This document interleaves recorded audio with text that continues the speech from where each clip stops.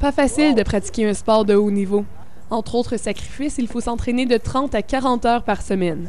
Marie-Josée Lejour lance le marteau dans des compétitions de niveau national et international depuis 13 ans. C'est en partant étudier aux États-Unis en 1997 qu'elle a découvert le monde caché du dopage sportif pour la première fois. Plusieurs athlètes de son équipe d'athlétisme prenaient des stupéfiants et son entraîneur lui en a même déjà offert. Je savais qu'il y avait des gens sur l'équipe qui en prenaient, mais bon, il n'y a pas personne qui en parle, c'est très tabou. Tu peux pas en parler parce que si tu en parles, bien automatiquement, tu vas te faire tester plus. Fait que c'est vraiment un gros secret. 51-89. En 2004, Marie-Josée a vécu un des pires événements de sa carrière. Une de ses partenaires d'entraînement, Robin Lyons, a échoué le test antidopage aux Essais olympiques de Sydney. Comme c'était sa partenaire, les gens ont cru que Marie-Josée prenait elle aussi de la drogue. Sa réputation a été salie pendant plusieurs années. D'ailleurs, elle en subit encore des répercussions aujourd'hui. J'étais pas là pour me défendre, mais j'avais rien à défendre dans le fond parce que j'en ai jamais pris. Fait que, tu sais, d'une façon ou d'une autre, là, c'est juste les gens qui parlent.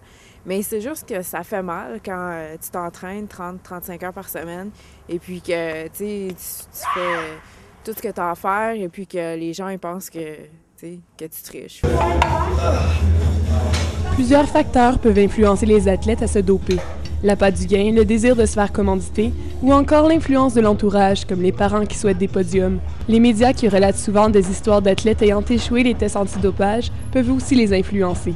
Ils sont portés à croire qu'il faut consommer ces substances pour performer. S'il n'est pas bien encadré, ça peut venir des entraîneurs, ça peut venir encore une fois du personnel médical, ça peut venir des amis, des parents. Donc, si l'athlète n'est pas bien encadré, c'est bien certain qu'il peut être pris dans une forme de cercle vicieux. Mais, encore une fois, l'athlète est toujours libre de quitter.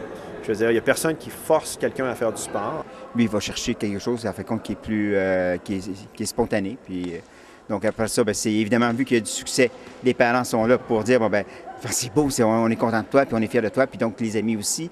Donc il y a la pression de ses pairs, il y a la pression aussi de l'entraîneur. Bref, tout s'en mêle après ça.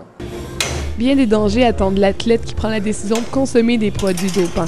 La mort dans le pire des cas, mais aussi des effets secondaires qui sont semblables à une surconsommation de médicaments, comme de l'épuisement, des maux de tête et des saignements de nez. Et une fois entré dans ce monde, il est difficile d'en sortir. S'il arrive dans un milieu où la pratique de substances interdites est très répandue, bien, il y a de fortes chances que l'athlète suive le peloton et dit « Bon, bien, moi aussi, je vais commencer à utiliser des substances pour ne pas être mis de côté, pour ne pas être ostracisé. » Donc oui, cette pression-là est très présente et ça peut être difficile pour l'athlète aussi de s'en sortir. Beaucoup de prévention est faite pour inciter les sportifs à éviter la consommation de ces substances. Le Centre canadien pour l'éthique dans le sport veut faire réaliser à tous qu'il faut avant tout respecter son corps et son sport. Il faut démontrer beaucoup d'empathie envers ces gens-là aussi, sans nécessairement excuser leurs gestes. Il faut essayer de comprendre parce que l'erreur qu'on fait souvent en tant que société, c'est qu'on oublie que ce sont des êtres humains. Ces athlètes-là sont des êtres humains, mais on a tendance à les voir comme des robots. Il est très important de bien éduquer les jeunes pour leur faire comprendre l'impact que cela peut avoir sur le plan physique, psychologique et professionnel. Si tu sais que tu as triché, je sais pas, je pense pas que tu peux plus dire que tu es un gagnant. Tu sais que tu as triché. Alors donc, c'est vraiment des amener vers la confiance en soi, de dire non, garde, ça va prendre un peu plus de temps, mais tu vas réussir. Et quand tu vas réussir, ça va être vraiment toi qui vas avoir réussi. C'est en ces jeunes sportifs amateurs que les associations sportives mettent leurs espoirs pour que les athlètes propres continuent de performer dans le futur. Parce que prendre des stéroïdes n'assure pas toujours la victoire.